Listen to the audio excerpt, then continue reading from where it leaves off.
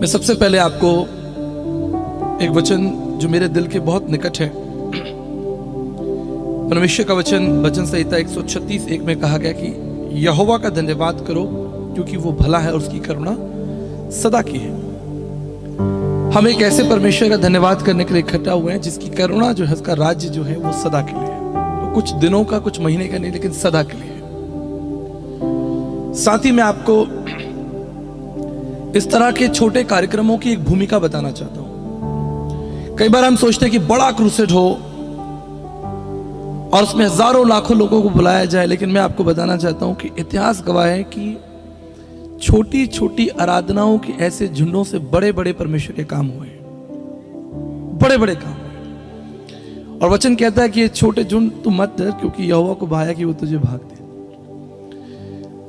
मैंने स्वयं परमेश्वर का वचन बर्थडे में सुना। मैं आपको आज से 35 साल पुरानी बात बता रहा हूं। उस समय इतने अच्छे प्रबंध, इतने अच्छे माइक सिस्टम नहीं हुआ करते थे, इस तरीके का मंच नहीं होता था, लाइट पंडाल नहीं होते थे। लोग घरों में, आंगनों में और छतों के ऊपर छोटी छोटी सभाएं करते थे। 15-20 लोग इकट्ठा होते थे, 50 लोग इकट्ठा होते थे, और वहां पर कोई परमेश्वर का दास दूर से आता था, शायद साइकिल से या बस से, और वो प्रचार करते थे। और आज तक मुझे याद है कि उन्हीं सभाओं से मेरा जीवन बदला है।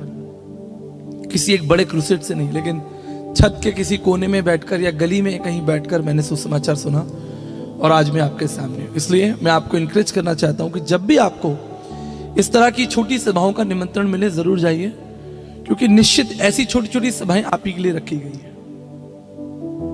ये निमंत्रण परमेश्वर की ओर से। अगर आप उत्पत्ति उसका 17 अध्याय उसके पहले पद को पढ़ेंगे, वहां लिखा है कि जब अब्राहम 99 वर्ष का हो गया तो यहोवा परमेश्वर ने उसे दर्शन देकर कहा कि मैं सर्वशक्तिमान परमेश्वर हूं, मेरी उपस्थिति में चल और सिद्ध होता जा।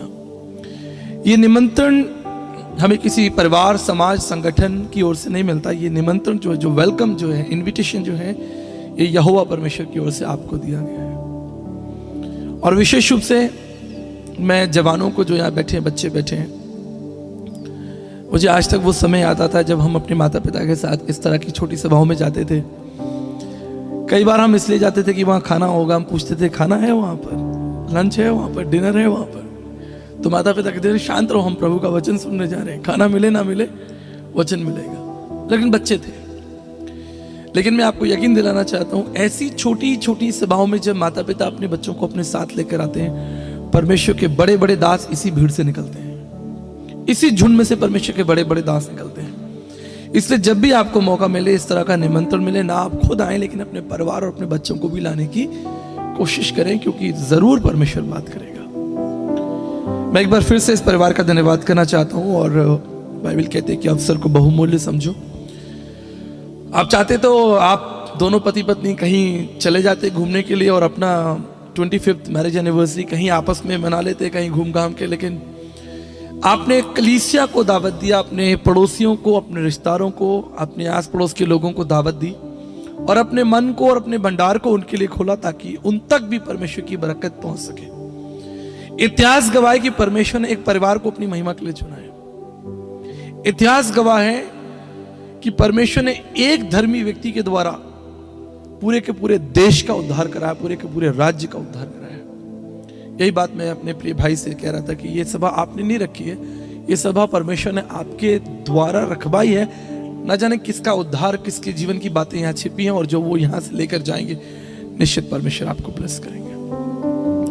मैं परमेश्वर के वचन में आपको थोड़ा आगे ले जाना चाहता हूँ, समय को ध्यान में रखते हुए। उत्पत्ति की पुस्तक उसके 2 अध्याय उसकी 18 पद में लिखा है, तो यहोवा परमेश्वर ने कहा कि आदम का अकेला रहना अच्छा नहीं, मैं उसके लिए सहायक बनाऊंगा। यहां पर एक बहुत महत्वपूर्ण बात लिखी है। लिखा है कि आदम का अकेला रहना अच्छा नहीं है। ये बात सिर्फ विवाह के लिए नहीं है कि परमेश्वर उसके लिए एक सहायक बनाने जा रहा है या परमेश्वर उसके लिए एक परिवार बनाएगा, लेकिन यहां एक गंभीर बात छिपी है। वो ये है कि अच्छा और बुरा केवल परमेश्वर जानता है। हमारे लिए क्या अच्छा है, ये परमेश्वर से बेहतर कोई नहीं जानता। और जब परमेश्वर का वचन इस बात की घोषणा करता है कि परमेश्वर कहता है कि आदम का अकेला रहना अच्छा नहीं है, ये परमेश्वर की महान योजना और उसके प्रेम को दर्शाता है। उसे मालूम है कि आपके लिए सही क्या है।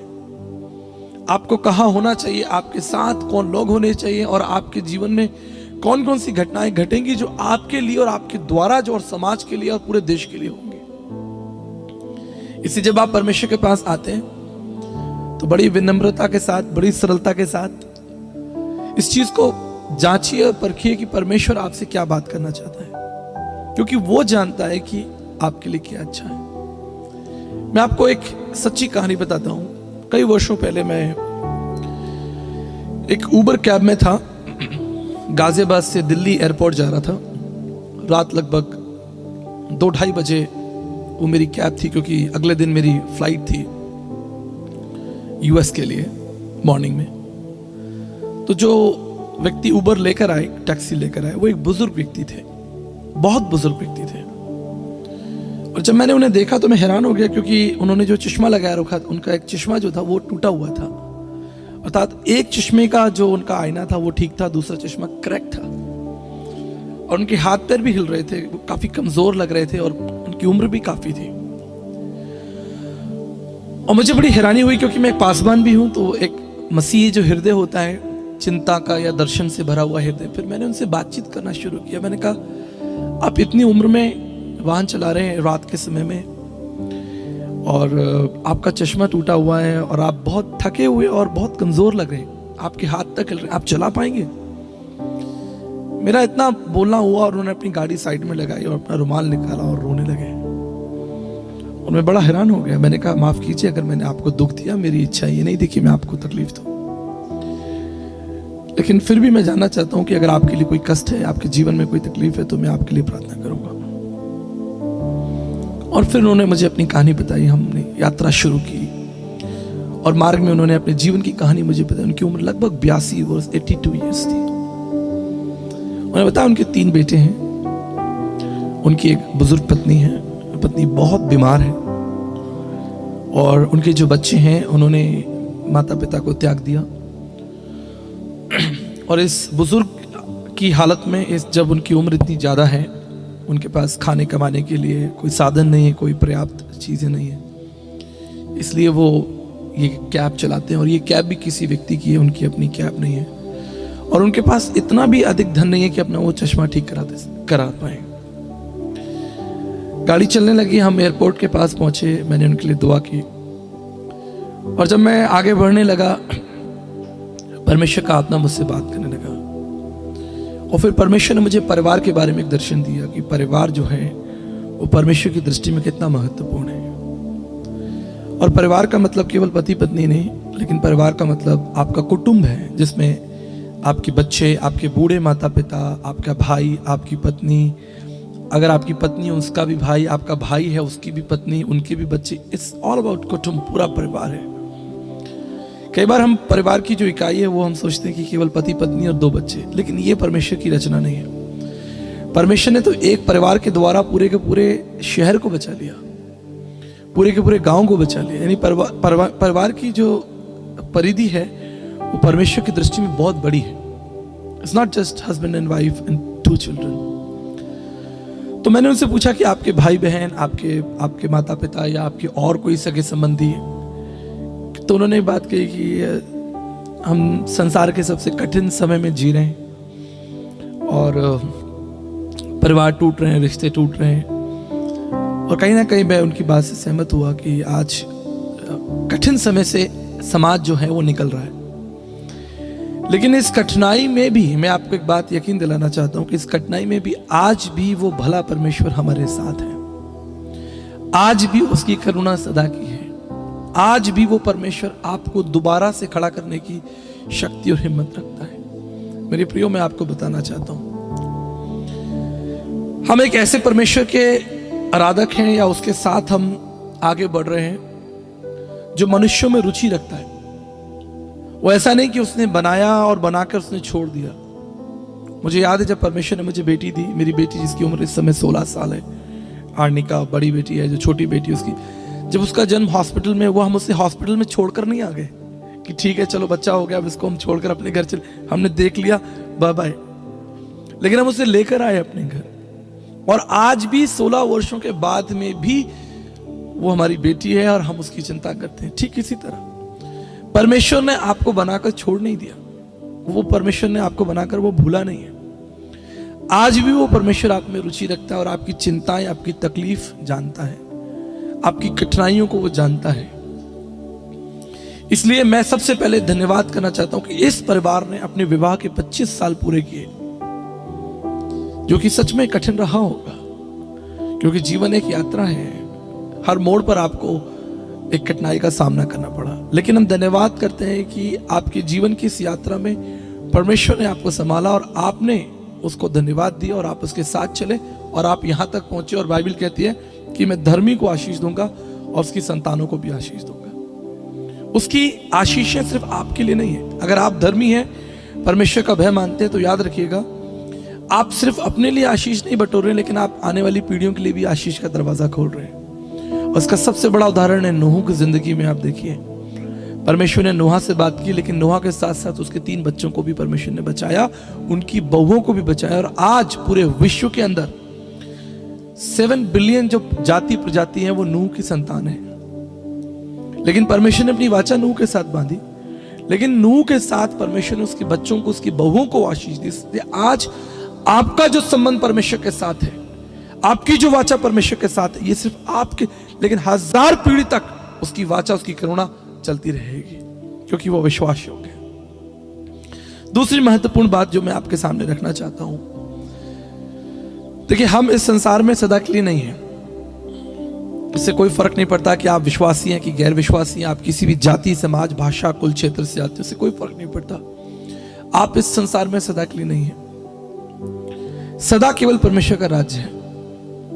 हम इस संसार में केवल एक यात्री मात्र हैं, बस हम चल रहे हैं और एक दिन हमारी यात्रा समाप्त हो जाएगी। लेकिन सवाल यह है कि ये जो यात्रा हो, हमारे जीवन की जो यात्रा है, ये यात्रा होगी कैसे?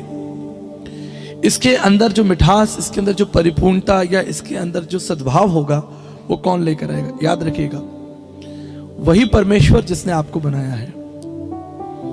आज संसार में मनुष्य के पास बहुत कुछ है, बड़ी बड़ी गाड़ियां, बड़े बड़े घर हैं, सब कुछ है, लेकिन उनके जीवन को टटोल कर देखिए, क्या उनके जीवन में परमेश्वर का भय है? क्या उनके जीवन में परमेश्वर की वेदी है? क्या उनके जीवन में, उनके घरों में परमेश्वर की चर्चा होती है? क्या उनके परिवारों में परमेश्वर को महिमा और आदर दी जाती है? मैं ऐसे कई परिवार जानता हूं, आपकी भी नॉलेज में हो सकते हैं। परमेश्वर उनके लिए केवल एक विकल्प है। जब परमेश्वर की आवश्यकता होती है तो परमेश्वर के पास में आते हैं, जब उन्हें जरूरत है तो वो परमेश्वर के पास में आते हैं। लेकिन हम जानते हैं, प्रभु यीशु मसीह ने यूहन्ना 15 में सिखाया है कि हम दाखलता हैं, हम डालियां हैं, और जो डाली पेड़ में जुड़ी रहती है, लगी रहती है, वो फलवंत होगी। ये केवल अवसर की बात नहीं है कि हमने बस संडे के दिन परमेश्वर की आराधना की है, समय निकाला, कोई एक कार्यक्रम किया, ऐसा नहीं है। निरंतर उस परमेश्वर के साथ चलते रहिए, क्योंकि उसकी करुणा सदा की है। मेरे प्रियो, मैं आपको इनकरेज करना चाहता हूं। एक महत्वपूर्ण बात आपको बताऊंगा। आपको याद है जब शैतान हवा के पास में आया तो उसने क्या कहा? उत्पत्ति उसके 3 अध्याय उसके 4 पद में लिखा है कि जब सर्प जो है वो स्त्री के पास में आया तो कहा, इस फल को तू खाएगी तो निश्चित नहीं मरेगी। मैंने अपनी बाइबल में इसको अंडरलाइन किया हुआ है, तुम निश्चय नहीं मरोगे। आगे वो कहता, लेकिन तुम इस फल को खाकर परमेश्वर के तुल्य, उसकी समानता में हो जाओगे। ये सर्प जो है वो स्त्री से कह रहा है। मैं तमाम बहनों को, जो यहां मेरी बहन प्रभु में बैठी है, मैं आपको बताना चाहता हूं, कितना बड़ा दुर्भाग्य रहा कि वो स्त्री ये भूल गई कि परमेश्वर ने तो हमें अपनी समानता में ही बनाया है। शैतान ने क्या कहा कि जिस दिन तुम फल खाओगे तुम परमेश्वर की समानता में हो जाओगे, लेकिन वो ये भूल गई कि हम तो परमेश्वर की समानता में ही बनाए गए थे। परमेश्वर का वचन कहता है कि उसने आदम और हव्वा को अपनी समानता में बनाया, लेकिन जरूरत क्या थी? जरूरत थी परमेश्वर के वचन को स्मरण रखना। आप परमेश्वर के वचन को कई बार सुनेंगे, लेकिन स्मरण रखना आपकी जिम्मेदारी है। कई सभाओं में आप जाएंगे, कई प्रचारकों के द्वारा आप परमेश्वर के वचन को सुनेंगे, लेकिन स्मरण रखना हमारी जिम्मेदारी है, बताना और सिखाना, लेकिन स्मरण रखना, याद रखना आपकी जिम्मेदारी है। स्मरण नहीं रख पाई, भूल गई कि परमेश्वर ने कहा था कि तुम जिस दिन ये फल खाओगे तुम निश्चित मर जाओगे, अवश्य मर जाओगे। लेकिन शैतान कहता है कि तुम जिस दिन इस फल को खाओगे तुम नहीं मरोगे, परंतु तुम परमेश्वर की समानता में हो जाओगे। मेरे प्रियो, मैं आपको याद दिलाना चाहता हूं, आज आपके पास अच्छा पैसा, अच्छी गाड़ी, अच्छे कपड़े हो सकते हैं, अच्छा मोबाइल हो सकता है, लेकिन परमेश्वर का अगर वचन आपके पास नहीं है तो अंततः एक बड़ी हानि आपको होगी, एक बड़ी हानि होगी। इसलिए अपने जीवन की यात्रा में परमेश्वर के वचन को स्मरण रखें कि इन घटनाओं के लिए, जीवन की यात्राओं में परमेश्वर का वचन किस विषय पर क्या कहता है। मैं धन्यवाद करता हूं, हमारी कलीसिया में एक बहन है जयपुर में, आज से लगभग 12 साल पहले या 15 साल पहले वो प्रभु में आई हमारे द्वारा ही। उनका प्रभु से कोई लेना देना नहीं था, कोई ताल्लुक नहीं था, लेकिन जब उन्होंने प्रभु को जाना तो उन्होंने बाइबल पढ़ना शुरू किया। मैं उनकी कहानी, उनकी गवाही आपको दे रहा हूं। उनका नाम कृष्णा भाभी है, वो हमारी जयपुर कलीसिया में रहती हैं। एक दिन जब मैं उनके घर में प्रार्थना करने के लिए गया तो मैंने उनकी बाइबल देखी। उनकी बाइबल फटी हुई थी, बहुत सारे पन्ने इधर से उधर बिखरे हुए थे। मैंने कहा, बहन आपकी ये बाइबल तो बुरी तरह से फटी हुई है। वो जानते हैं उन्होंने क्या कहा? मैंने कहा क्योंकि पास्टर जी मैं अपनी बाइबल से प्रेम करती हूँ। और उन्होंने क्या किया हुआ है, ये बड़ा अद्भुत है। जहां जहां परमेश्वर ने आज्ञा दी हुई है वहां वहां उन्होंने अपनी बाइबल को हाईलाइट किया हुआ है रेड कलर से, लाल रंग से। और जहां जहां परमेश्वर ने प्रतिज्ञाएं दी हैं उन्होंने परमेश्वर की प्रतिज्ञा को ग्रीन किया हुआ है। मुझे बड़ा अद्भुत लगा। और आज उनके पास 9 बाइबल हैं, यानी वो 8 बाइबल फाड़ चुकी हैं और 9 बाइबल उनके पास, नवी बाइबल चल रही है। उसकी भी तैयारी चल रही है कि उसके सारे पन्ने अलग हैं। और वो प्रार्थना करती है, सुबह उठती है, परमेश्वर के वचन को स्मरण रखती है, कलीसिया में छोटे छोटे बच्चों को परमेश्वर का वचन देती है। मैं ये बहनों से बात कर रहा हूं, अभी फिर मैं पुरुषों से भी बात करूंगा। वचन को याद करना, स्मरण रखना आपकी जिम्मेदारी है, क्योंकि जब आप परिपक्व होंगे, मजबूत होंगे, आप अपने बच्चों को परमेश्वर का वचन दे पाएंगे। कई बार हम चिंता करते हैं, हम अपने बच्चों को अच्छा भोजन देते हैं, अच्छे कपड़े देते हैं, किस स्कूल में एडमिशन कराता है, लेकिन याद रखिएगा आप एक माँ हैं और ये सबसे बड़ी जिम्मेदारी आपकी है कि आप अपने बच्चों को परमेश्वर का वचन दीजिए। परमेश्वर आपसे इस बात का लेखा जोखा लेगा। परमेश्वर आपसे कहेगा कि मैंने आपको संतानें दी थी, आपको बच्चे दिए थे, आपने उनके संग क्या किया। This is very very important. इसलिए याद रखिएगा कि परमेश्वर का वचन ना केवल आपको सुनना है लेकिन आपको स्मरण रखना है, ताकि आप परमेश्वर के मार्ग पर, उस यात्रा पर आगे चलते जाएं। दूसरी महत्वपूर्ण बात जो मेरे हृदय के बहुत निकट है, 1 कुरिन्थियों 9:24 में लिखा है, क्या तुम नहीं जानते कि दौड़ में सब दौड़ते हैं लेकिन इनाम एक व्यक्ति पाता है। इससे तुम ऐसे दौड़ो कि तुमको इनाम मिले। मैं आपको एक बात बताकर उत्साहित करना चाहता हूं। लगभग 100 देशों की मैंने यात्राएं की है, पूरा विश्व घूम लिया, लेकिन मैं बड़े विश्वास और धन्यवाद के साथ कहना चाहता हूं कि आज पूरे विश्व के अंदर अगर सबसे अधिक प्रेम करने वाली कौम या परमेश्वर की महिमा और आदर करने वाले लोग जिनके पास परमेश्वर के लिए समय है, वो हिंदुस्तान के लोग हैं। ये बहुत बड़ी बात मैं आपको बता रहा हूं। विदेशों के अंदर चर्च में पास्टर्स को केवल 20 मिनट मिलते हैं, 25 मिनट मिलते हैं प्रचार करने के लिए, और अगर मैं यहां पर अगर 1.5 घंटा भी प्रचार करूंगा तो भी आप सुनेंगे। 2 घंटा ही प्रचार करूंगा तो शायद आप बड़ी रुचि से सुनेंगे। लेकिन विदेशों के अंदर, इंग्लैंड के अंदर, अमेरिका के अंदर केवल 20 मिनट का प्रचार करने का जो है वो पास्टर को सलाह दी जाती है कि केवल 20 मिनट, 21 मिनट नहीं हो जाना चाहिए। आज परमेश्वर ने आपको और मुझे मौका दिया है कि हम अधिक से अधिक परमेश्वर के वचन को सुने, ग्रहण करें और उस इनाम को जो परमेश्वर आपको देना चाहता है उसको आप प्राप्त करें। एक समय था जब हिंदुस्तान के अंदर बाहर से परमेश्वर के दास आते थे, लेकिन आज मैं धन्यवाद करता हूं, आज हमारे पास्टर सलीम खान जी इंग्लैंड जाते हैं और वहां जाकर प्रभु का प्रचार करके आते हैं। हालेलुया। प्रभु ने हमारे हिंदुस्तान की कलीसियाओं का सम्मान बढ़ाया है, परमेश्वर ने हमारी भारत की कलीसियाओं का सम्मान बढ़ाया है। भारत के परमेश्वर के दासों को, सेवक और परमेश्वर के और गीत, मैं परमेश्वर का धन्यवाद करना चाहता हूं। पूरे हिंदुस्तान के जो गीत तैयार हो रहे हैं, मसीह लोग जो बच्चे हमारे तैयार कर रहे हैं, मैं धन्यवाद करना चाहता हूं। तमाम बच्चे जो जवान लोग आप गीत गा रहे थे, ये पूरे गीत पूरे विश्व में चल रहे हैं। चाइना के अंदर मुझे लोग बताते हैं, अभी मेरा भाई, छोटा भाई विलियम, पास्टर विलियम जापान गए थे। जापान के अंदर लोग मसीह गीतों को, हमारे गीतों को सुन रहे हैं, और जापानियों ने हिंदी गीत सीखकर अपने चर्च में खड़े होकर हिंदी गीत गाया। उसकी वीडियो मेरे पास पड़ी हुई है। परमेश्वर हमारे देश में अद्भुत काम कर रहे हैं। भारत देश के अंदर अद्भुत काम करे। लेकिन ये अद्भुत काम होगा कैसे? एक विश्वास योग्य जन चाहिए, एक विश्वास योग्य परिवार चाहिए। एक विश्वास योग्य व्यक्ति जब आपके शहर में, आपकी गली में आ जाता है, बड़ा काम होता है। मैं आपको बताना चाहता हूं, आज से 20 साल पहले जब मैं राजस्थान पहुंचा था, हमारे राजस्थान के अंदर स्थानीय कलीसियां नहीं थी, लोग परमेश्वर को नहीं जानते थे। मैं चौराहों पर, सड़कों पर, बाजारों में परमेश्वर का वचन बांटता था, पर्चे बांटता था, शॉपिंग मॉल के बाहर खड़े होकर बांटता था, मॉल्स के बाहर खड़े होकर फिल्म लोग देखकर निकलते थे, फिल्म देख के निकलते थे, और मैं आप उनसे कहता, आपने फिल्म देख ली कि हाँ देख ली, कैसी लगी? कि बहुत अच्छी लगी, ठीक है, ये पर्चा आपके लिए लेके जाइए, निश्चित परमेश्वर आपको आशीष देगा। अब जानते हैं, मैं परमेश्वर का धन्यवाद करता हूं, नूह के लिए एक बहुत सुंदर बात लिखी हुई है। नूह के लिए लिखा है कि वो एक धर्मी व्यक्ति था और अपने समय के लोगों में खरा था। आज मसीह कलीसियाओं को, मसीह विशेष रूप से आप जब इस वचन को सुन रहे हैं, ये आपके और मेरे लिए है। परमेश्वर का वचन कहता है उत्पत्ति 6 अध्याय 9 पद में कि नूह जो था वो धर्मी और विश्वासयोग्य था और अपने समय के लोगों में खरा था। आज अगर हमारे समाज में एक व्यक्ति धर्मी हो, एक व्यक्ति खरा हो, उसके द्वारा परमेश्वर बड़े काम करने की शक्ति रखता है। और एक चीज हमेशा याद रखिएगा, परमेश्वर ने हमेशा अपने काम के लिए लोगों को चुना है। वो नाव बना सकता था, जिसने दुनिया को बनाया उसे नाव बनाने में क्या जोर आ रहा है? मुझे बताइए, कोई जोर नहीं आ रहा है। उसने कहा आकाश और पृथ्वी के तारेगण बन गए, उसने कहा पृथ्वी बन गई। पृथ्वी की नॉर्थ पोल से लेकर साउथ पोल तक की दूरी 13,000 किलोमीटर है। 13,000 किलोमीटर की पृथ्वी को उसने मुंह से बोलकर बना दिया। 13 लाख गुना बड़ा जो सूर्य हमारी पृथ्वी से, वो परमेश्वर ने बोलकर बना दिया। उसके लिए कोई बड़ी बात नहीं थी कि वो 300 हाथ लंबा एक जहाज आपसे बनवाए। वो बोलता और बन जाता, वो कहता और ऐसे हजारों जहाज बन जाते।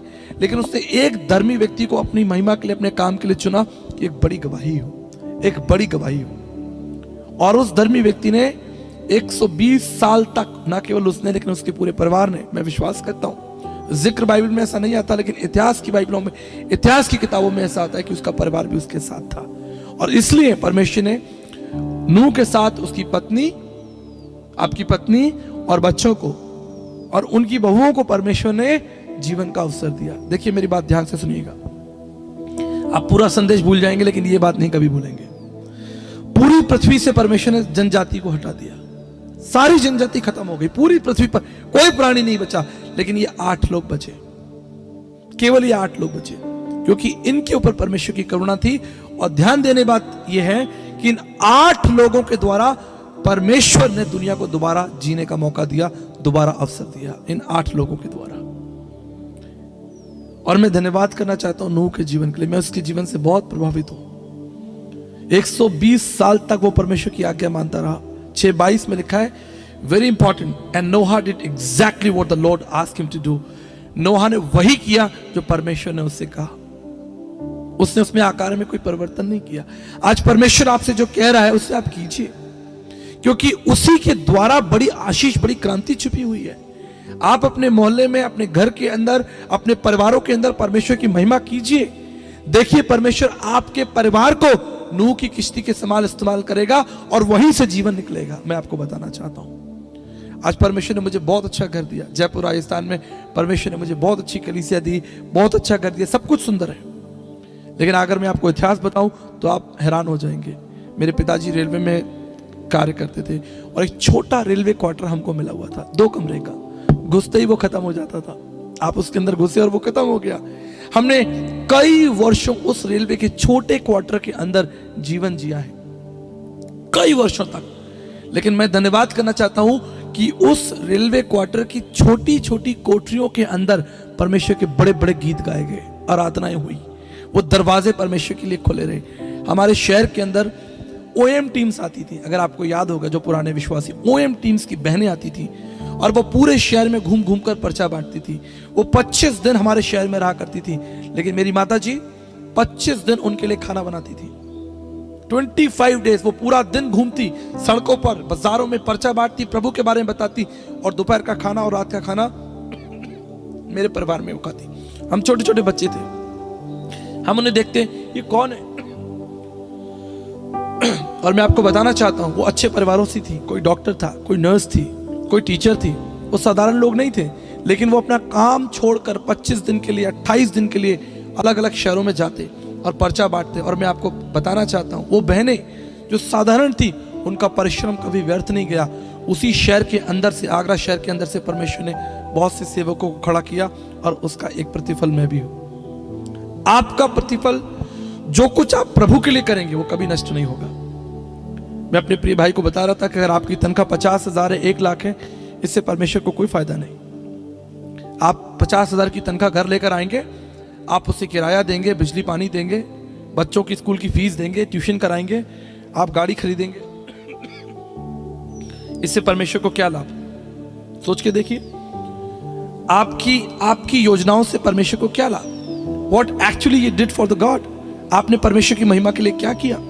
लेकिन जो कुछ परिश्रम आप परमेश्वर की महिमा के लिए करेंगे वो सदा के लिए आपके लिए बना रहेगा, और यही आपका सबसे बड़ा इनाम है। परमेश्वर ने आपको मशहूर होने के लिए नहीं बुलाया, एक दिन सारा जग आपको जाने। आपको मालूम है, कई ऐसे सेवक हुए, मैं धन्यवाद करता हूं हाथ उठाकर परमेश्वर का कि आज यूट्यूब है, टेलीविजन है। मैंने 9 साल टेलीविजन पर प्रचार किया, पूरे हिंदुस्तान ने देखा, ना केवल भारत में लेकिन विश्व के कई बड़े टेलीविजन पर रहा। लेकिन मैं उन सेवकों का धन्यवाद करता हूं जिन्हें कभी टेलीविजन पर आने का मौका नहीं मिला, जिनके पास अच्छे साधन, अच्छे वाहन नहीं थे, संसार उन्हें जानता नहीं, शायद उनकी फोटो किसी अखबार में भी नहीं छपी होगी, कोई उन्हें नहीं जानता होगा, उनकी कब्रें आज भी हैं, लेकिन मसीह में उनका परिश्रम व्यर्थ नहीं होगा। मसीह में उनका परिश्रम व्यर्थ नहीं होगा। मैं विश्वास करता हूं, धन्यवाद करता हूं कि जो कुछ उन्होंने बोया, दुख उठाया। कई वर्षों पहले मैं गुजरात गया और गुजरात में एक बहुत पुराने घर में मुझे रुकने का मौका मिला, लगभग 150 साल पुराना घर। हम रात के समय 11 बजे जब उस घर में गए, बड़ी हवेली थी वो। सुबह के समय मैं वहां बैठकर चाय पी रहा था और मैंने पास में देखा कि वहां 2 कब्र बनी हुई थी। जब मैं वहां पर गया तो मैंने किसी से पूछा कि ये कब्र किसकी है, तो उन्होंने बताया कि आज से 150 साल पहले इस स्थान पर कोई परमेश्वर के दास और दासी अमेरिका से आए थे और वो इस गुजरात के इन जंगलों में रहकर परमेश्वर की सेवा कर रहे थे, और उन्हें हैजा हो गया। और 150 साल पहले कोई दवाइयाँ या कोई उपचार इतना उपलब्ध नहीं था, और पहले हस्बैंड की डेथ हो गई, और उसके बाद उस स्त्री के लिए अवसर था कि वो वापस अपने देश चली जाए। लेकिन उसने कहा नहीं, जो कार्य, जो दर्शन मेरे पति को परमेश्वर ने दिया था, मैं उस दर्शन को पूरा करूंगी। और उसने उसके बाद 15 साल तक उस गांव में रहकर सुसमाचार की सेवा की, गरीबों की सेवा की, मेडिकल मिशनरी वो थी। उसके बाद जब उसकी डेथ हो गई, उसकी कब्र भी वहां पर बनाई गई। मैं उनकी कब्र पर बैठकर घुटने टिकाकर मैंने प्रार्थना किया, दूर देश से एक परदेशी इस शहर में, हमारे देश में आए और प्रभु की सेवा करके चले गए। एक बड़ा प्रतिफल स्वर्ग में उन्हें मिलेगा। मैं ये बातें आपको इसलिए बता रहा हूं, आज आपको और मुझे परमेश्वर ने एक मौका दिया है कि हम उस परमेश्वर के लिए कुछ करें, हम उस परमेश्वर के लिए अपना एक कदम रखें, हम उस परमेश्वर के लिए कुछ प्रिय करें। मैं इस परमेश्वर का धन्यवाद करता हूं। आपको लगता होगा कि एक बस अच्छी सी हम पार्टी रखेंगे, प्रोग्राम रखेंगे, लेकिन परमेश्वर ने तो आपसे बड़ा काम करा लिया। शायद आपने इसकी कल्पना भी नहीं की होगी, लेकिन परमेश्वर आपके द्वारा एक बड़ा काम कर रहे हैं। ये आवाज जहां तक जा रही है, जितने लोग सुन रहे हैं, परमेश्वर उनसे बात कर रहे हैं। God is speaking to you. मैं आपको बताना चाहता हूं, एक बार मैं एक बहुत छोटी सभा में था जिसमें केवल 9 लोग बैठे थे और परमेश्वर के एक दास प्रचार कर रहे थे। मुझे आज तक वो दिन याद है। और मैंने परमेश्वर के दास से एक सवाल पूछा। मैंने उनसे पूछा कि क्या वास्तव में प्रभु यीशु मसीह जिंदा हुए? उस समय मेरी उम्र केवल 7 साल थी। मुझे आज तक वो शाम याद है। और उन्होंने अपना सरमन खत्म किया, और सरमन खत्म करने के बाद उन्होंने मुझसे कहा कि तुम मेरे साथ डिनर करोगे? अब डिनर कौन नहीं करना चाहेगा? मैंने कहा जरूर, मैं आपके संग डिनर करूंगा। और मुझे वो अपनी टेबल के पास ले गए। उन्होंने मुझे अपने साथ बैठाया और कहा, सुनो, आज आपने जो सवाल पूछा है, एक दिन इसी सवाल के द्वारा परमेश्वर आपसे बड़ी महिमा लेगा। और उन्होंने मेरे साथ अगले 2 घंटे बातचीत की। मैं अपने घर आया, सोचता रहा प्रभु यीशु मसीह के पुनरुत्थान के बारे में, कि इतिहास में, मानव जाति के इतिहास में एक व्यक्ति जिंदा हुआ, मरकर जिंदा हुआ, उसका नाम यीशु मसीह है। मेरे प्रियो, मैं आपको ये बात इसलिए बता रहा हूं, आज मैं एक कंप्यूटर साइंस इंजीनियर हूं। मैंने एस्ट्रोफिजिक्स, कॉस्मोलॉजी स्टडी किया हुआ है। मैं विज्ञान का स्टूडेंट रहा, आगरा यूनिवर्सिटी का टॉपर रहा। लेकिन आज मैं इस मंच पर बैठा हूं और आपके सामने बैठकर बात कर रहा हूं कि मेरे जीवन का सबसे बड़ा प्रश्न ही यही था कि क्या कोई व्यक्ति मृत्यु में से जी उठ सकता है? और मैंने अपना जीवन यीशु मसीह को दे दिया, अध्ययन किया, बाइबल कॉलेज किया, कैंपस क्रूसेड फॉर क्राइस्ट बड़ी संस्था में मैं डायरेक्टर रहा, दुनिया की 100 देशों में यात्रा की। सिर्फ एक प्रश्न कि क्या यीशु मसीह जिंदा है, इस प्रश्न के साथ मैंने अपनी यात्रा को शुरू किया। हो सकता है कि आज यहाँ जवान बच्चे बैठे हो, छोटा सा ये पंडाल लगा है, छोटी सी एक सभा है, सभा का मूल स्तंभ क्या है? Marriage anniversary. शायद हम मैरिज एनिवर्सरी पर इतनी बात नहीं कर रहे, शायद हम परिवार के बारे में इतनी बात नहीं कर रहे हैं कि विवाह, जनरली ऐसा होता है मैरिज एनिवर्सरी पर हम विवाह का संदेश दे देते हैं, लेकिन मैं आपको दर्शन का संदेश देना चाहता हूं कि परमेश्वर आपके विवाह के द्वारा, आपके परिवार के द्वारा एक बड़ी क्रांति लाना चाहता है। परमेश्वर सिर्फ ये नहीं चाहता कि आप बड़े आराम से एक घर में रहें जहां अच्छा एसी लगा हो, अच्छे सोफे हो, बढ़िया बेड हो और आप परमेश्वर का धन्यवाद करें, लेकिन मैं आपको बताना चाहता हूं कि परमेश्वर आपके द्वारा एक बड़ा काम करना चाहता है। इसी भीड़ में से आपको नहीं मालूम कि परमेश्वर इस बच्चे को चुन ले। मुझे याद है पिछले दिनों में राजस्थान के सीकर में एक बड़ी सभा कर रहा था और एक बच्ची वहां पर खड़ी हुई थी, प्रार्थना चल रही थी, सभी लोगों की गर्दनें झुकी हुई थी, सभी लोग नीचे देख रहे थे, लेकिन उस पूरी भीड़ के अंदर जब मैं प्रार्थना कर रहा था, केवल एक बच्ची थी जिसके दोनों हाथ स्वर्ग की तरफ थे और परमेश्वर ने मुझसे कहा कि मैंने इस बच्ची को अपनी महिमा के लिए चुना है। मैंने तुरंत उस लड़की को मंच पर बुलाया, मैंने कहा इस बच्ची को आगे भेजो। मैंने कहा परमेश्वर आपके द्वारा एक बड़ा काम लेगा। आप बर्तन मांजने के लिए नहीं हो, आप झाड़ू पोछा करने के लिए नहीं हो, आप परमेश्वर की बड़ी बुलाहट के लिए हो। उसी मंच पर मैंने उसका अभिषेक किया, उसके लिए प्रार्थना की, उसके माँ बाप घुटने पर आए। मेरे प्रियो मैं बताना चाहता हूँ, वो भी एक मैरिज एनिवर्सरी थी, एक बुजुर्ग कपल जिन्होंने अपनी शादी के 60 साल पूरे किए थे, मुझे वहां पर निमंत्रण दिया गया था। वहां परमेश्वर ने एक बच्ची को चुना। इस छोटी सभा से परमेश्वर निश्चित किसी एक व्यक्ति को चुनना चाहता है और उसके द्वारा बड़ा काम करना चाहता है, लेकिन शर्त क्या है? शर्त यह है कि आप उसकी विधियों को जानें। अगर आप एजरा की पुस्तक पढ़ेंगे, मैं बहुत तेजी से आपसे बात करना चाहता हूं समय का ध्यान रखते हुए, अगर आप एजरा की पुस्तक पढ़ेंगे, उसकी जो भूमिका है, उसके ऊपर जो हेडलाइन लिखी होती है, वहां एक बात लिखी है। मैं पिछले 24 साल से बाइबल पढ़ रहा हूं और पढ़ा रहा हूं, कई बार मैंने वो एजरा की पुस्तक पढ़ी है, लेकिन उस दिन मैं रेलवे स्टेशन, माफ कीजिएगा, एयरपोर्ट पर बैठा हुआ था और चाय पी रहा था और एजरा की पुस्तक खुली हुई थी और वहां लिखा हुआ है कि एजरा परमेश्वर की व्यवस्था का कुशल ज्ञाता था।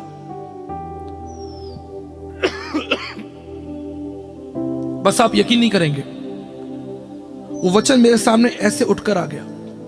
बस एक लाइन थी, एजरा परमेश्वर की व्यवस्था का कुशल ज्ञाता था। आज मेरा सवाल आपसे है, क्या आप परमेश्वर की व्यवस्था के कुशल ज्ञाता हैं? क्या आपको मालूम है कि परमेश्वर आपके लिए और आपके द्वारा क्या कार्य करना चाहते हैं? बहुत से लोग सोचते हैं, कहते हैं कि पास्टर जी हम प्रार्थना कर रहे हैं कि परमेश्वर मेरे द्वारा बड़ा काम करे। अगर आप परमेश्वर के वचन के ज्ञाता होंगे, उसकी विधियों को समझेंगे, परमेश्वर निश्चित आपके द्वारा बड़ा काम करेगा। आपको किसी व्यक्ति से सलाह लेने की जरूरत नहीं पड़ेगी, किसी व्यक्ति के पास जाने की जरूरत नहीं पड़ेगी, स्वयं परमेश्वर आपकी नियुक्ति करेगा। परमेश्वर आपको भीड़ में से निकालेगा और बड़ी महिमा के लिए इस्तेमाल करेगा। परमेश्वर ने आपको इसलिए नहीं बुलाया कि आप खाएं पिएं और मर जाएं एक दिन और आपकी कब्र हो और लोग कहें कि ये व्यक्ति एक बहुत भला व्यक्ति था। ये परमेश्वर की योजना नहीं है। परमेश्वर की योजना है कि आपके जीवन के द्वारा, आपके परिवार के द्वारा परमेश्वर एक बड़ी क्रांति को लेकर आए, बड़ी क्रांति को लेकर आए। उसने अब्राहम के द्वारा, उसके परिवार के द्वारा एक बड़ी क्रांति को खड़ा किया। हम जानते हैं यह आसान नहीं था, आसान नहीं था, लेकिन अब्राहम परमेश्वर पर विश्वास करता था। पहली बार आराधना जो शब्द है, वर्शिप जो शब्द है, वो कब आया? जब अब्राहम अपने बेटे को कुर्बानी देने के लिए ले गया। उसने अपने सेवकों से कहा तुम यहीं खड़े रहो, मैं और मेरा बेटा जाकर परमेश्वर को दंडवत करके वापस आते हैं। That is his faith. उसे मालूम था कि मेरा बेटा जो परमेश्वर ने मुझे दिया है, इसे कुछ नहीं होगा, क्योंकि वो परमेश्वर की व्यवस्था का ज्ञाता था। आज मसीह समाज को जो सबसे महत्वपूर्ण विषय है, आपको बाइबल पढ़कर परमेश्वर के वचन के ज्ञाता होना है। इसलिए पौलुस कहता है तुम अभी तक दूध पी रहे हो, तुम्हें तो अन्न खाने वाला हो जाना चाहिए था। मैं जवानों से बात कर रहा हूं, छोटे बच्चों से बात कर रहा हूं। मैं आपसे पूछना चाहता हूं, यीशु मसीह की सेवा कब शुरू हुई? आप कहेंगे 30 साल? नहीं, जब वो 12 साल का था। जब वो 12 साल का था, वो अपने पिता के कार्य पर लगा हुआ था। वो तो मंदिर के अंदर गया और वहां उपदेशकों से बात कर रहा था। यहोवा परमेश्वर की व्यवस्था, परमेश्वर के राज्य के बारे में बात कर रहा था। 12 साल का बच्चा, just 12 year old, a boy is talking about the kingdom of God. परमेश्वर के राज्य की भेद की बातों को बता रहा है। ये कितना अद्भुत है।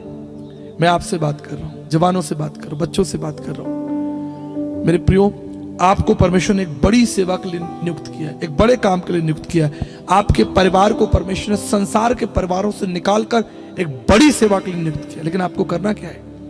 आपको परमेश्वर की व्यवस्था का ज्ञाता होना है। नehemiah के समान आपको दर्शन पकड़ना है। पौलुस के समान आपको सब बातों पर धैर्य रखकर उसकी आराधना करनी है। मैं आपको एक बात बताना चाहता हूं, विवाह आसान नहीं है, यह सबसे कठिन विषय है, लेकिन यह सरल हो सकता है अगर परमेश्वर आपके साथ हो। प्रभु ने कहा कि पहले तुम यरूशलेम में गवाही दो, यानी आपके परिवार में। लेकिन एक बात हमें याद रखनी होगी जब हम परिवार के बारे में बात कर रहे हैं। एक महत्वपूर्ण प्रश्न मैं आपके सामने रखना चाहता हूं। अय्यूब उसके 2 अध्याय 9 पद में लिखा है कि अय्यूब की पत्नी ने अय्यूब से एक प्रश्न पूछा। क्या प्रश्न था? क्या तू अब भी खराई पर चलेगा? परमेश्वर की निंदा कर और चाहे तो मर जा। यह सवाल अगर संसार पूछता अय्यूब से तो शायद इतनी तकलीफ नहीं होती। अगर यह सवाल संसार के लोग अय्यूब से पूछते तो इतनी तकलीफ नहीं होती। लेकिन यह सवाल उसकी पत्नी ने पूछा, क्या तू अब भी खराई पर बना रहेगा? जितनी बहनें जरा ध्यान से सुन लीजिए। जब परमेश्वर ने संसार को बनाया तो परमेश्वर ने संसार को आदम को ध्यान में रखते हुए बनाया। आदम को ध्यान में रखते हुए बनाया। परमेश्वर ने आदम को अपनी सेवा के लिए, अपनी महिमा के लिए बुलाया है। और ये बात मैं परमेश्वर की बेटियों से कर रहा हूं, क्योंकि साधारण लोग इन सिद्धांतों को कभी नहीं समझेंगे। सड़क पे चलता हुआ आदमी इस बात को नहीं समझेगा। आज फेमिनिज्म है, फेमिनिज्म समझते हैं, अधिकार की लड़ाई है। हम महिलाएं भी पुरुषों के साथ बराबर कंधे से कंधा मिलाकर हैं। हम इस बात का स्वागत करते हैं, इस विषय का स्वागत करते हैं, लेकिन फिर भी सावधान हो जाइए। बाइबल कहती है कि परमेश्वर ने आदम को परिवार का मुखिया ठहराया। स्त्री परिवार की मुखिया नहीं है। ये मैं उन लोगों से बात कर रहा हूं जो लोग बाइबल पढ़ते हैं, परमेश्वर को जानते हैं, उस परमेश्वर को जिसने संसार को बनाया है।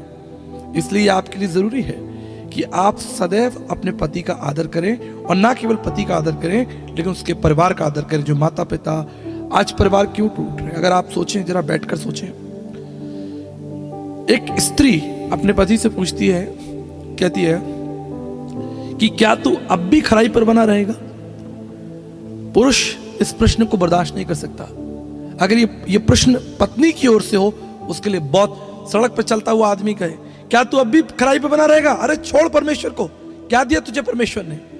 लेकिन यही सवाल अगर स्त्री पुरुष से पूछ ले, बहुत अनर्थ हो जाएगा। मैं आपको बताना चाहता हूं, जितने भी दुख अय्यूब ने झेले होंगे, उसका खेत खलियान नष्ट हो गया, उसका धन नष्ट हो गया, उसके नौकर चाकर, उसके पशु, उसके बच्चे, अथाह दर्द उसने सहा, अथाह दर्द। उसका अपना शरीर जो है वो कितना डैमेज हो गया, उसके शरीर के ऊपर कितने घाव हो गए, कितनी तकलीफ और वेदना उसको थी। लेकिन मैं आपको यकीन से कह सकता हूं, सारी तकलीफें एक तरफ और ये सवाल एक तरफ, जब उसकी पत्नी ने कहा होगा क्या तू अब भी खराई पे बना रहेगा, उस समय अय्यूब को कितना दर्द हुआ होगा। इसे जितनी भी मेरी बहनें बैठी हैं, याद रखिएगा, एक मसीह पुरुष के ऊपर एक बड़ी जिम्मेदारी है। चाहे वो एक सेवक है, चाहे वो किसी छोटी रूप में परमेश्वर की सेवा करता है, परमेश्वर ने आपको एक सहायक ठहराया है, और परमेश्वर ने आपको वो शक्ति दी है जिसके द्वारा आप परिवार की शांति को बनाए रख सकते हैं। आप चाहे तो परिवार को तोड़ सकते हैं, आप चाहे तो परिवार को नष्ट कर सकते हैं। लेकिन अगर आप परमेश्वर के विषय का ज्ञान रखेंगे, if you have the knowledge of the word of God, आप जानेंगे कि परमेश्वर ने आपका पद और आपकी योजनाएं क्या रखी और आपके द्वारा परमेश्वर क्या काम करना चाहता है। ठीक इसी तरह पुरुषों के लिए भी जरूरी है कि वो अपनी पत्नी का आदर करें और उसकी चिंता करें, और उसकी सब जरूरतें, जो भी उसकी जरूरतें हैं, उसको पूरा करें, उससे प्रेम करें, उसे कोमल पात्र जाने। और सबसे बड़ा आदर अगर आप अपनी पत्नी को दे सकते हैं, याद रखिएगा, घर के अंदर नहीं, जब आप समाज में उसे साथ लेकर चलते हैं, that is the biggest honour for a woman. एक महिला के लिए सबसे बड़ा आदर है कि उसका पति समाज के सामने अपनी पत्नी का आदर करे, उसे स्वीकार करे, माने, अपने साथ बैठाए और सब यात्राओं में और जीवन की सब बातों में उसे साथ लेकर चले। ये एक स्त्री के लिए सबसे बड़ा आदर की बात है। इस समाज के सामने, परिवार के सामने उसका आदर किया जाए। इसलिए पुरुषों को ये सलाह है कि आप अपनी पत्नी के साथ जब यात्रा करते हैं या कहीं जाते हैं, सदैव उनके साथ रहें। उनके साथ एक जीवन की अच्छी यात्रा, ऐसा नहीं कि आप उन्हें छोड़कर आ गए, बस घूम रहे हैं, अपने जीवन में इधर उधर भटक रहे हैं, जो काम आपको करना है आप फोन नहीं उठा रहे हैं, बात नहीं कर रहे हैं, सभा के अंदर आप उन्हें कहीं लेके नहीं जा रहे, उनका कोई मान सम्मान नहीं है। ऐसा नहीं हो सकता। परमेश्वर ने आपको आज्ञा दी है कि आप उसे कोमल पात्र जाने, उससे प्रेम करें और उसका आदर करें। और उसका आप आदर ऐसे ही कर सकते हैं। सबसे बेस्ट है कि आप अपनी पत्नी को समाज के अंदर हक दिलाएं, समाज के सामने कहें, उस चीज को माने कि मेरी पत्नी है और 18 साल 20 साल 25 साल से मैं इसके साथ हूं। That is the biggest honour for a woman. और उसके बाद बच्चे, परिवार। मैं देख सकता हूं यहां पर छोटे छोटे बच्चे हैं। मैं आपको एक बात बताना चाहता हूं, मैं हमेशा अपने माता पिता के प्रति आज्ञाकारी और वफादार रहा। मैंने अपने जीवन में कोई ऐसा काम नहीं किया जिसमें मैंने अपने माता पिता की राय ना ली हो। मैंने हमेशा अपनी जिंदगी के सारे निर्णय अपने माता पिता के साथ बैठकर, हो सकता है कि कई बातों में वो मुझसे अधिक पढ़े लिखे ना हो या मुझसे ज्यादा उनका अनुभव ना हो। मेरे पिताजी तो एक रेलवे की जॉब करते थे, आज तक दुनिया में कहीं बाहर नहीं निकले, किसी देश की यात्रा नहीं की, लेकिन आज भी मैं अपने पिता के साथ बैठकर अपने जीवन की सब बातों को साझा करता हूं। और यही चीज मैं बच्चों को समझाना चाहता हूं कि आपके जीवन में बहुत ऐसे मोड़ आएंगे। मैं खास तौर पर बेटियों से बात करना चाहता हूं। पिछले दिनों में एक शहर में था, एक पासवान थे। जब मैं उनसे मिला, उन्होंने कहा कि पास्टर जी मैं आपको अपनी गवाही देना चाहता हूं। मैंने कहा बताइए। उन्होंने एक गवाही दी जिससे मेरा हृदय बहुत टूट गया। मैंने परमेश्वर से कहा, प्रभु इस गवाही ने मुझे अंदर तक झंझोड़ कर रख दिया। आप जानते हैं उन्होंने मुझे क्या बताया? उनकी बेटी थी जिसकी उम्र 19 साल थी, वो कॉलेज जाती थी और पढ़ाई में बहुत होशियार थी। She was a brilliant student, उसके अच्छे नंबर आते, वो आराधना करती, वर्शिप करती, चर्च के अंदर वर्शिप करती, लेकिन एक दिन अचानक उसने सुसाइड कर लिया। दिन के समय में उनके घर में कार्यक्रम था, शाम को उसके बड़े भाई की यात्रा थी, ट्रेन पकड़कर उसको कहीं जाना था, आई थिंक कोयम्बटूर जाना था, और लगभग 2:30-3 बजे के आसपास उस जवान लड़की ने आत्महत्या कर ली। मैंने जब पासवान जी से पूछा कि ऐसा क्यों हुआ, तो उन्होंने एक बात बताई। उन्होंने कहा कि कोई लड़का था जो उसे परेशान करता था, उसको बहुत परेशान करता था, और वो उस परेशानी से बाहर नहीं निकल पाई, और अंततः उसने अपने जीवन का अंत कर लिया। माँ बाप को नहीं बताया, और वो कहते रहे कि काश एक बार वो हमें बता देती, एक बार वो हमसे बात करती, तो शायद हम उसके साथ होते और आज उसके पास वो जीवन होता। मेरे प्रियो, मैं आपको प्रैक्टिकल बात बताना चाहता हूँ, वचन के साथ साथ जीवन के अनुभव आपके सामने बांटना चाहता हूँ। जितने भी बच्चे मेरी आवाज सुन रहे हैं, अपने जीवन की कोई भी संघर्ष की बात हो, कोई भी चुनौती हो, अपने माता पिता से कभी मत छिपाना, कभी मत छिपाना। चाहे ये कोई अनर्थ ही क्यों ना हो, कोई समस्या क्यों ना हो, आपके साथ कुछ भी ऐसा घट रहा हो जिससे आप झेल नहीं सकते, लेकिन अपने पिता के पास जाना, अपने पिता के पास जाना, अपनी माँ के साथ बैठना, बातचीत करना, प्रार्थना करना, निश्चित परमेश्वर आपको इस सब समस्याओं से बाहर निकालेगा। परमेश्वर आपको आशीष देगा। आपका जीवन अनमोल है। मेरे प्रियो, परिवार एक अच्छा खाने पीने से, अच्छा पहनने ओढ़ने से नहीं बनता।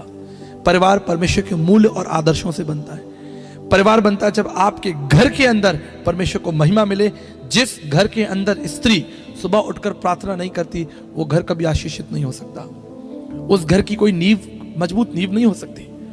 जब तक बहनें घुटनों पर बैठकर प्रार्थना ना करें अपने पति के लिए, अपने पास, अगर आपके पास पति पास्टर हैं, लीडर हैं, आराधक हैं, या आपकी जिम्मेदारी है कि आप अपने पति के लिए घुटनों पर बैठकर प्रार्थना करें, क्योंकि एक बड़े युद्ध के लिए वो गए हुए, एक बड़े काम के लिए परमेश्वर ने आपको निकाला है। याद रखिएगा मेरी बात, जितना आप परमेश्वर में मजबूत होंगे, आपका परिवार उतना मजबूत होगा। लेकिन अगर एक भी व्यक्ति कमजोर है, वो परिवार हिलेगा, उसकी जड़ें हिलेंगी। एक व्यक्ति कोशिश करेगा परिवार को बचाने के लिए, लेकिन दूसरा व्यक्ति परिवार को टूटने के लिए कभी कोई कोशिश नहीं करेगा। लेकिन मैं धन्यवाद करना चाहता हूं नूह के जीवन के लिए। Come back to the life of Noah. इतना बड़ा प्रोजेक्ट परमेश्वर ने उसको दिया, लेकिन मैं विश्वास करता हूं कि जब वो जहाज बनाता होगा तो उसकी पत्नी जो है उसके लिए भोजन लेकर आती होगी। आपने देखा होगा कई बार किसान लोग मेहनत करते हैं, उनकी पत्नियां जो है खाना लेके, उनके बच्चे जो है खाना लेकर जाते हैं। कितना अद्भुत दृश्य होता है, मैंने देखा है। मैंने एक किसान को देखा, पेड़ के नीचे बैठा हुआ था, इंतजार कर रहा था। हम लोग वहां पर शूटिंग कर रहे थे। थोड़ी देर में मैंने देखा उसकी एक बुजुर्ग स्त्री जो है हाथ में खाना लिए हुए चले आ रही। उस दृश्य को देखते हुए मेरे अंदर एक अजीब सी सकारात्मक भावनाएं डोलने लगी। पैदल भोजन लेकर आ रही है, फिर वो वहां पर बैठे, उन्होंने खाना खाया, प्रभु का धन्यवाद दिया। अद्भुत था। मैं आपको यकीन दिलाना चाहता हूं, जो स्त्री, जो महिला अपने पुरुष का आदर करेगी, अपने पति का आदर करेगी, परमेश्वर का भय मानेगी, उस परिवार के द्वारा परमेश्वर बड़े बड़े काम करेगा। आज हम नोहा को आदर दे रहे हैं, महिमा दे रहे हैं, उसको कह रहे हैं कि उसने इतना बड़ा काम किया, लेकिन ये उसकी बिना पत्नी के संभव नहीं था। It was impossible without the wife of Noah. ये नहीं हो सकता था। अगर वो उससे लड़ती, उससे झगड़ती, तो उसका काम पूरा कभी नहीं होता। इसलिए बड़ी जिम्मेदारी आपके ऊपर है। साथ ही जो भी योग्यताएं परमेश्वर ने आपको दी है, जो भी परमेश्वर ने उपहार आपको दिए हैं, उसके द्वारा आप परमेश्वर को बड़ी महिमा और बड़ा आदर दें। हमेशा अपने घर को अपनी परमेश्वर की महिमा के लिए खोलिए। बहुत से घर ऐसे हैं जो परमेश्वर की महिमा के लिए नहीं खोले जाते। वो सोचते हैं कि हम चले जाएंगे चर्च में जाकर दुआ कर लेंगे, प्रार्थना कर लेंगे, लेकिन जो घर परमेश्वर के लिए नहीं खोला जाता वो कभी आशीषित नहीं होगा। अपने घरों के अंदर आप पासवानों को बुलाइए, अपने अन्न और जल को पासवानों के संग साझा कीजिए, प्रार्थना करवाइए। जो घर परमेश्वर के लिए खुला रहेगा, मैं आपको बताना चाहता हूं, स्वर्ग से आशीष उस घर में होती है। उसके खत्ते भंडार कभी खाली नहीं होंगे। उसके अन्न और जल पर सदैव परमेश्वर की करुणा होगी। जो घर परमेश्वर की महिमा के लिए खोला जाता है। मेरे प्रियो, मैं आपको इनकरेज करना चाहता हूं, आपको बताना चाहता हूं कि परमेश्वर के साथ चलने के लिए आपको उसकी व्यवस्था का ज्ञाता होना पड़ेगा। उसके साथ चलने के लिए आपको उसके सिद्धांतों को समझना पड़ेगा। तब जाकर आप परमेश्वर के एक बड़े कार्य को अपने जीवन में देखेंगे। ये केवल एक ठंडी प्रार्थना, छोटी सी प्रार्थना या एक दो वचन पढ़ लेने से एक बड़ा मजबूत काम परमेश्वर का नहीं हो सकता। आपको मैं यकीन दिलाना चाहता हूं कि 1 घंटा सुबह बाइबल और 1 घंटा शाम को, जब आप सुबह उठें, मैं इसको 40 मिनट कहता हूं, लेकिन अगर आप 1 घंटा कर सकते हैं, दैट्स वंडरफुल। 40 मिनट्स आपको परमेश्वर के सामने आना है। 40 मिनट आपको परमेश्वर के सामने आना चाहिए। इससे पहले आप मनुष्यों का सामना करें।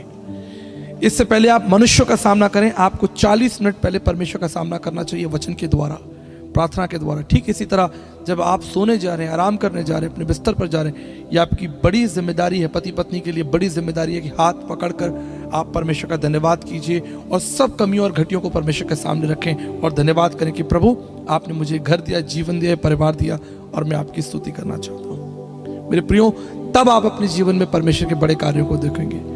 एक अंतिम बात बताकर आपको इनकरेज करना चाहता हूँ। अब जानते हैं कि हमारा परमेश्वर छोटे छोटे कार्यों के अंदर अपनी बड़ी महिमा प्रकट कर देता है। आप बाइबल पढ़ें, नया नियम पढ़ें, आप एक अद्भुत बात देखेंगे कि यीशु मसीह का जो पहला चमत्कार हुआ वो कहां हुआ?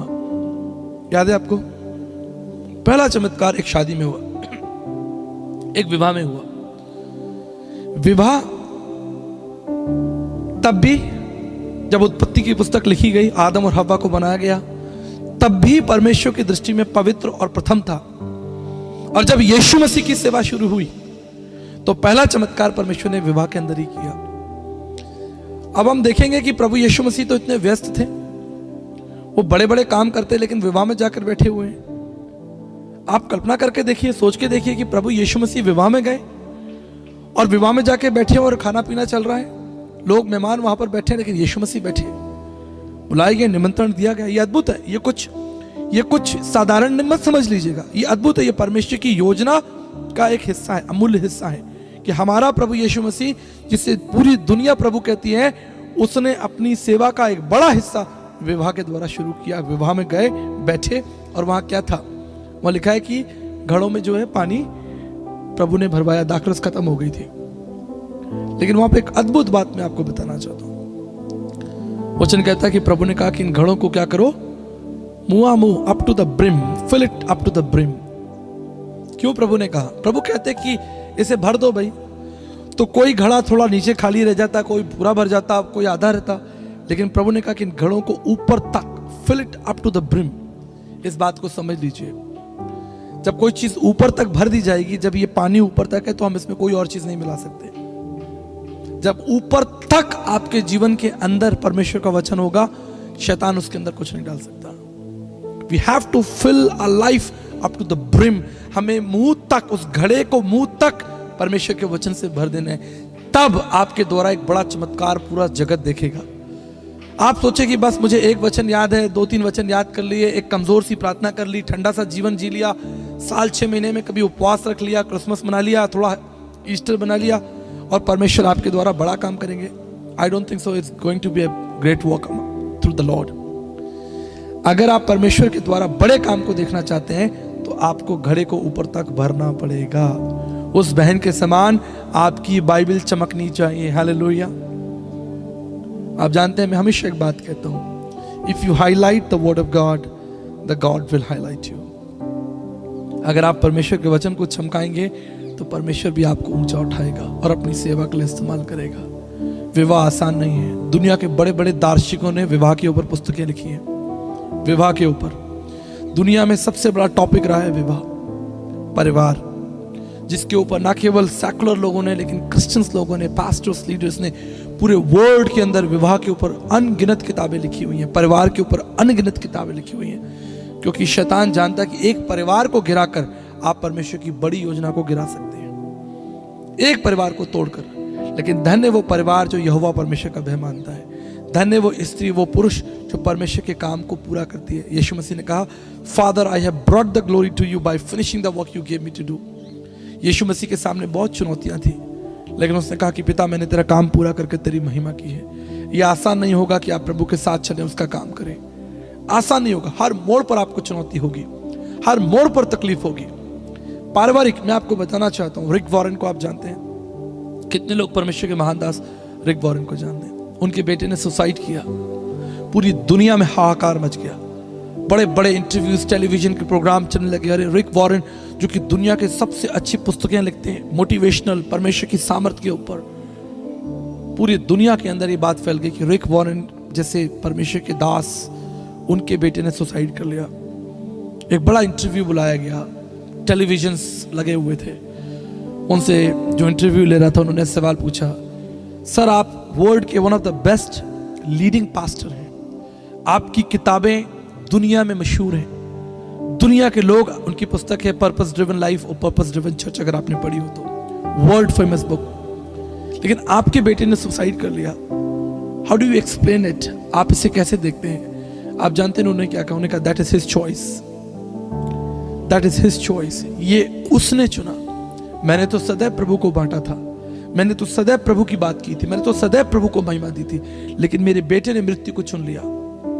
मेरे प्रियो, मैं आपको बताना चाहता हूं, परमेश्वर ने आपको एक बड़ी सेवा के लिए बुलाया। इसलिए जो व्यक्ति परमेश्वर की सेवा कर रहा है, उसको सपोर्ट करना, उसके सहायक बनना, ये आपके लिए बड़ी जिम्मेदारी है। अगर आपकी पत्नी वर्शिप लीडर है, मैं आपको यकीन दिलाना चाहता हूं, if your wife is a worship leader, आपकी बेटी अगर वर्शिप लीडर है, उसकी विशेष प्रोटेक्शन होनी चाहिए, उसकी विशेष, आप समझ रहे हैं मेरी बात, ध्यान रखा जाना चाहिए। वो कोई साधारण बच्चा नहीं है। अगर कोई जवान परमेश्वर का दास कोई गिटार बजाता है या परमेश्वर की आराधना करता है, वो हजारों लाखों लोगों से अलग निकाला गया है, वो कोई भीड़ का हिस्सा नहीं है। उसकी विशेष, उसके लिए प्रार्थना होनी चाहिए, उसका विशेष ध्यान रखा जाना चाहिए। अगर आपका पति एक पास्टर है, ये आपकी जिम्मेदारी है। मैं बेटियों को कह रहा हूं, सिर्फ पत्नियों को नहीं कह रहा हूं, मैं बेटियों को कह रहा हूं। अगर आपके पिताजी पास्टर हैं, यह आपकी विशेष जिम्मेदारी है कि आप उनका ध्यान रखें। अगर आपके ताऊ जी, आपके मामा जी, अगर आपके परिवार में कोई भी व्यक्ति परमेश्वर का दास है और परमेश्वर की सेवा कर रहा है और परमेश्वर के लिए एक योद्धा बनकर खड़ा है, ये पूरे परिवार की जिम्मेदारी है कि उस परमेश्वर के दास की सेवा करें, उसके लिए सीधा मार्ग निकालें, उसके लिए समस्याओं को समाधान में परिवर्तित करें। लेकिन कई बार क्या होता है, हम समस्याएं खड़ी कर देते हैं। पासवानों के लिए समस्याओं को खड़ी, परिवार के द्वारा समस्याएं खड़ी हो जाती हैं, हमारे अपनी कलीसियाओं के द्वारा। मैं कलीसिया से कहना चाहता हूं, आप सोचते हैं कि क्या पासवानी बहुत आसान है, कि बस हम पासवान हो खड़े हो गए और हमने प्रचार कर दिया और बहुत अच्छा हो गया। लेकिन हम जानते हैं कितना संघर्ष जो है वो पासवानों को करना पड़ता है अपनी कलीसिया को सही मार्ग में ले जाने के लिए। कई कलीसिया के लोग अपने पासवानों के लिए संघर्ष खड़ा कर देते हैं। मेरे प्रियो, मैं आपको यकीन दिलाना चाहता हूं, जो लोग परमेश्वर की सेवा के लिए निकाले गए हैं, अलग किए गए हैं, उनके लिए विशेष प्रार्थना कीजिए। हो सकता है परमेश्वर ने आपको पूर्णकालीन सेवा के लिए नहीं बुलाया, हो सकता है परमेश्वर ने आपको कोई बड़ा दर्शन नहीं दिया, लेकिन जिस व्यक्ति को दर्शन दिया है उसके लिए प्रार्थना करना आपकी जिम्मेदारी है। एक ऐसा परिवार बनाइए, एक ऐसा समाज बनाइए जो मिलकर परमेश्वर की सेवा करे। मैं धन्यवाद करना चाहता हूं प्रभु के इस परिवार के लिए जिन्होंने अपनी मैरिज यानी 25 साल आपने अपने जीवन के पूरे कर लिए। आसान नहीं होगा। अगर आप पीछे मुड़कर देखें कितनी तकलीफें आपने उठाई होंगी। मैं कह सकता हूं कि आपने फाइनेंशियल चैलेंजेस भी देखे होंगे, आपने दुख उठाया, बीमारी और तकलीफी में आज आपके पास अच्छा घर, अच्छी पोजीशन है। लेकिन शायद 20 साल पहले, 22 साल पहले आपके पास ये व्यवस्थाएं नहीं हो, आपके पास इतने अच्छे साधन नहीं हो, लेकिन आप विश्वास योग्य रहे, आपने धन्यवाद किया, छोटी छोटी बातों में परमेश्वर का धन्यवाद किया और परमेश्वर ने आपका सम्मान बढ़ाया। और मैं आपको यकीन दिलाना चाहता हूं ये केवल एक आरंभ है। बाइबल कहती है कि मैं धर्मी को आशीष दूंगा और उसकी संतानों को भी आशीष दूंगा। जो कुछ आप परमेश्वर के लिए करेंगे वो आपकी संतानों तक जाएगा, आपकी संतानों के द्वारा होके जाएगा। आपका परिश्रम प्रभु में कभी व्यर्थ नहीं होगा। आपने डिपार्टमेंट की सेवा की है, हम धन्यवाद करना चाहते हैं। आप देश की सेवा में भी है, लेकिन देश की सेवा का प्रतिफल याद रखिएगा, एक समय आएगा जब खत्म हो जाएगा, लोग आपको भूल जाएंगे। लोग बड़े बड़े अधिकारियों को भूल गए, बड़े बड़े मंत्रियों को भूल गए, जिन्होंने अपना जीवन देश के लिए न्यौछावर कर दिया, लोग उन्हें भूल गए। समाज आपकी सेवा को भूल जाएगा, लेकिन स्वर्गदूत आपकी सेवा को कभी नहीं भूलेंगे। जो सेवा आपने पृथ्वी पर की है वो अनंत काल तक गिनी जाएगी, अनंत काल तक उसे स्मरण रखा जाएगा। मेरे प्रियो, इसलिए मैं आपको ये एनकरेज करना चाहता हूं, प्रभु के लिए कुछ कीजिए। Do something in the kingdom of God.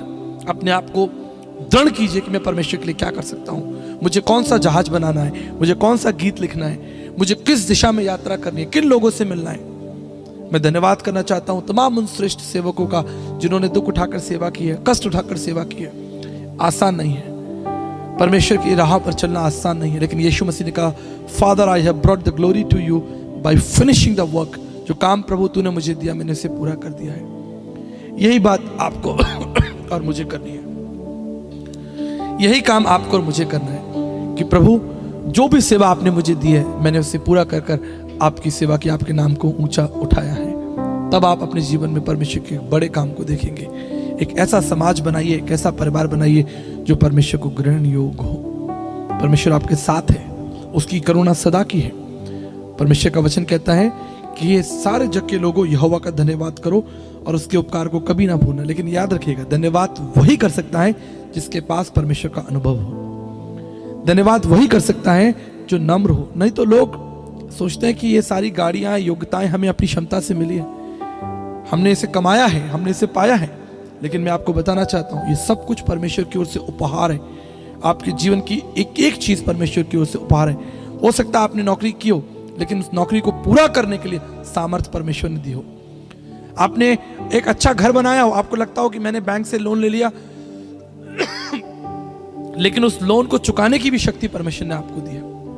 परमेश्वर अगर आपके साथ ना हो ये भला काम नहीं हो सकता। इसलिए याकूब कहता है, परमेश्वर का दास कहता है, ये हर एक उत्तम दान जो है वो परमेश्वर की ओर से आता है। हर एक उत्तम चीज परमेश्वर की ओर से आपको दी गई है। इसलिए यही मेरी प्रार्थना है कि आप एक सुंदर मजबूत परिवार बनाइए। ये सभा सिर्फ आपके लिए नहीं थी, हम सबके लिए एक चुनौती थी। जितने भी लोग दूर पास से आए, मैं परमेश्वर का धन्यवाद करता हूँ। प्रभु आपको बहुत आशीष दे। और याद रखिएगा, आपको भी उस कार्य को पूरा करना जिससे नूह ने कहा। परमेश्वर का वचन उत्पत्ति 6:22 में लिखा है कि मैंने इस कार्य को पूरा करके तेरी महिमा की है। लिखा है, Noah did exactly what the lord asked him to do. जो काम नोहा को दिया गया था उसने अपने परिवार के साथ उसे पूरा किया।